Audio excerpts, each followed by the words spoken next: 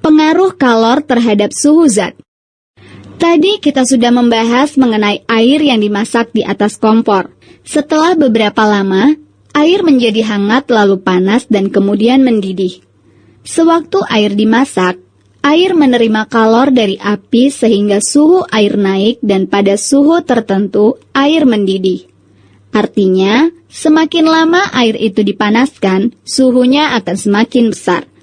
Hal ini menunjukkan bahwa semakin besar suhu, semakin besar pula kalor yang dibutuhkan. Nah, pada pelajaran sebelumnya, kita sudah mengetahui bahwa zat tidak hanya dapat menerima kalor, tetapi dapat pula memberi kalor. Untuk dapat mengetahui perubahan suhu pada benda akibat menerima atau melepaskan kalor, mari kita lakukan kegiatan berikut. Sediakan bejana dan isi dengan air panas, gelas yang berisi air sejuk dan 2 buah termometer. Masukkan termometer ke dalam bejana dan gelas itu, lalu ukur suhunya masing-masing.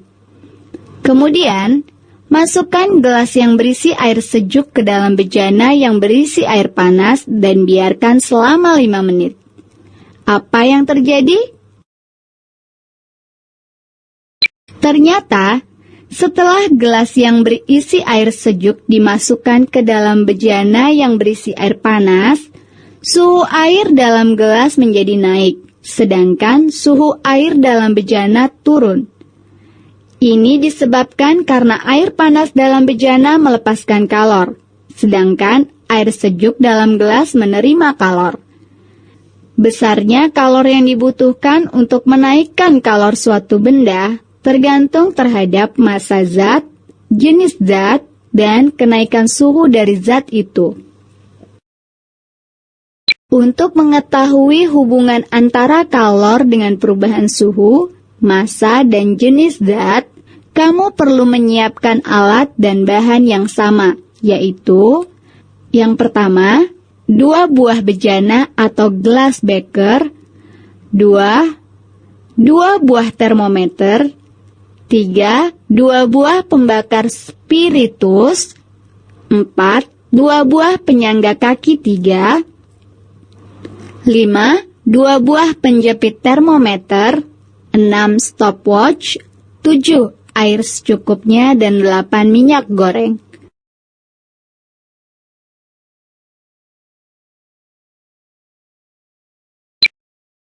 Hubungan kalor dengan massa zat. Nah, untuk mengetahui hubungan antara kalor yang diperlukan untuk menaikkan suhu benda dengan massa benda, kita bisa lakukan percobaan. Isi bejana masing-masing 100 ml dan 50 ml. Catat suhu awal masing-masing bejana dengan menggunakan termometer. Nyalakan pembakar spiritus, usahakan sama besar. Bersamaan dengan itu, jalankan stopwatch.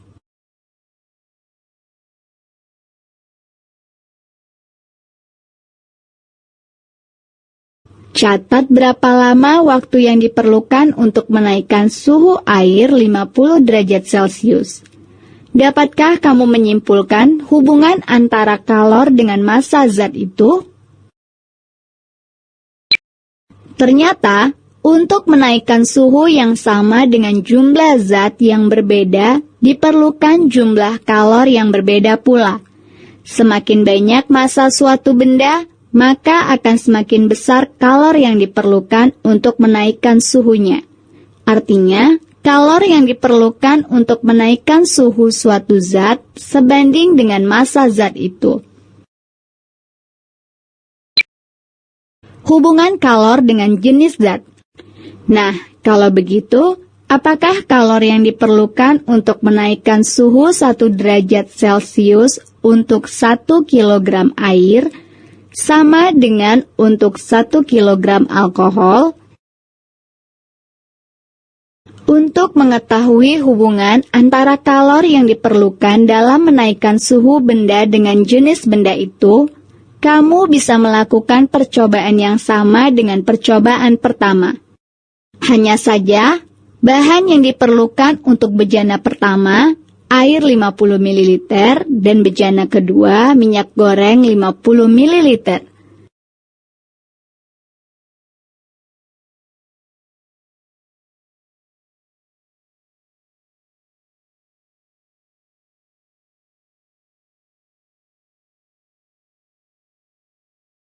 Nah, apa bedanya dengan percobaan pertama? Ternyata, untuk menaikkan suhu air dan minyak goreng sebesar 50 derajat Celcius, diperlukan kalor yang berbeda.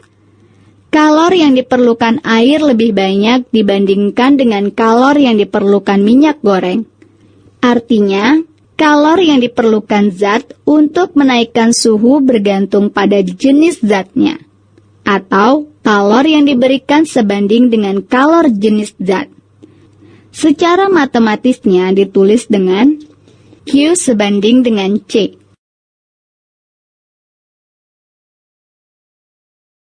Nah, jadi suatu zat mempunyai kalor jenis yang berbeda-beda.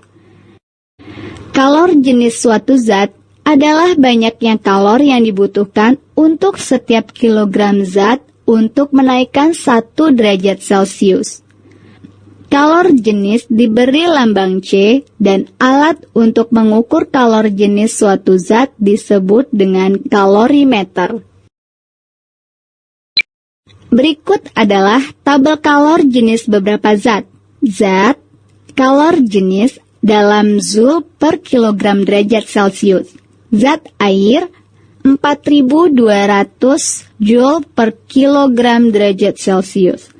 Alkohol, 2.400 Joule per kilogram derajat Celcius. Minyak tanah, 220 Joule per kilogram derajat Celcius. Raksa, 140 Joule per kilogram derajat Celcius. Es, 2.500 Joule per kilogram derajat Celcius. Aluminium, 900 Joule per kilogram derajat Celcius. Kaca, 670 Joule per kilogram derajat Celcius. Besi, 460 Joule per kilogram derajat Celcius. Tembaga, 390 Joule per kilogram derajat Celcius. Kuningan, 380 Joule per kilogram derajat Celcius. Perak, 230 Joule per kilogram derajat Celcius. Emas, 130 Joule per kilogram derajat Celcius. Timah hitam, 130 Joule per kilogram derajat Celcius. Timbal, 130 Joule per kilogram derajat Celcius. Udara, 1000 Joule per kilogram derajat Celcius. Jadi, pertanyaan apakah kalor yang diperlukan untuk menaikkan suhu 1 derajat Celcius untuk 1 kilogram air sama dengan untuk 1 kilogram alkohol? Tentunya sudah bisa dijawab. Ternyata, kalor yang diperlukan tidak sama. Kalor yang diperlukan air adalah 4.200 Joule, sedangkan kalor yang diperlukan alkohol adalah 2.400 Joule. Hubungan kalor dengan kenaikan suhu. Untuk mengetahui hubungan antara jumlah kalor yang diberikan pada benda dengan kenaikan suhu benda, kamu bisa pergunakan peralatan dan cara yang sama seperti percobaan pertama. Hanya, pada percobaan ini, kedua bejana diisi dengan air sebanyak 100 ml dan besar dari nyala api berbeda. Untuk bejana pertama, kita buat nyala api kecil, sedangkan bejana 2 nyala api dibuat besar.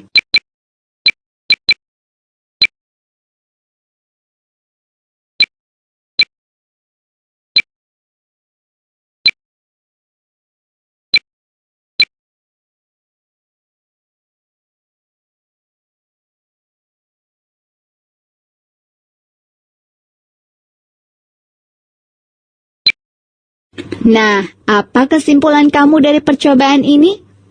Ternyata, suhu zat dengan massa dan jenis yang sama, jika dipanaskan dengan jumlah kalori yang berbeda, akan menghasilkan kenaikan suhu yang berbeda pula.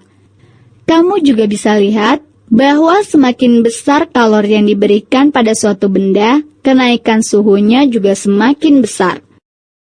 Dari ketiga percobaan tadi, kita bisa peroleh bahwa kalor atau Q yang diperlukan untuk menaikkan suhu suatu zat yaitu yang pertama, sebanding dengan massa zat atau M. Yang kedua, sebanding dengan kalor jenis zat atau C. Yang ketiga, sebanding dengan kenaikan suhu zat atau delta T. Nah, secara matematisnya dapat kita peroleh Q sama dengan M dikali C dikali delta T.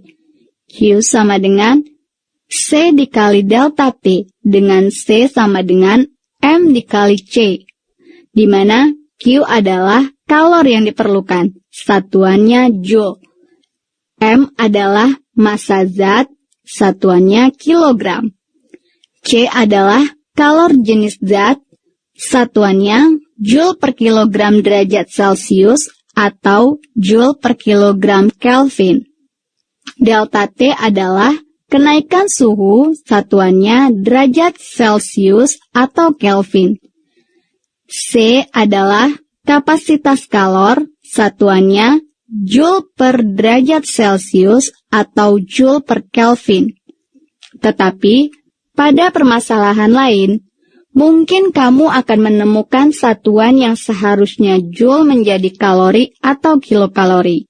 Seperti kalor jenis zat, satuannya menjadi kilokalori per kilogram derajat Celcius.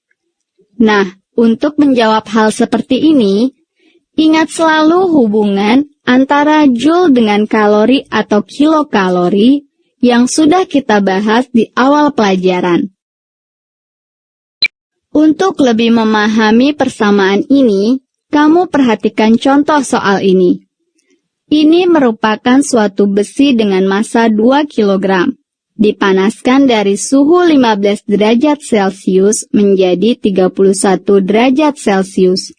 Jika diketahui kalori yang diperlukan sebesar 14.400 Joule, tahukah kamu berapa kalor jenis dari besi itu? Nah, untuk menjawab pertanyaan ini, kamu ingat kembali persamaan untuk kalor jenis, yaitu Q sama dengan M dikali C dikali delta T, atau C sama dengan Q per M dikali delta T, di mana massa besi sama dengan 2 kg,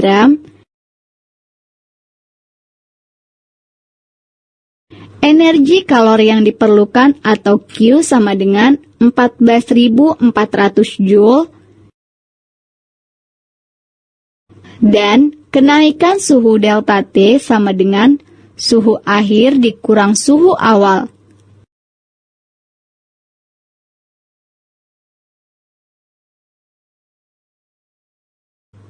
Yaitu 31 derajat Celcius dikurang 15 derajat Celcius sama dengan 16 derajat Celcius.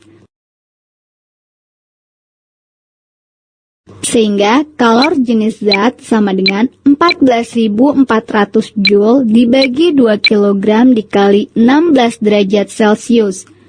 Kalor jenis sama dengan 450 Joule per kilogram derajat Celcius.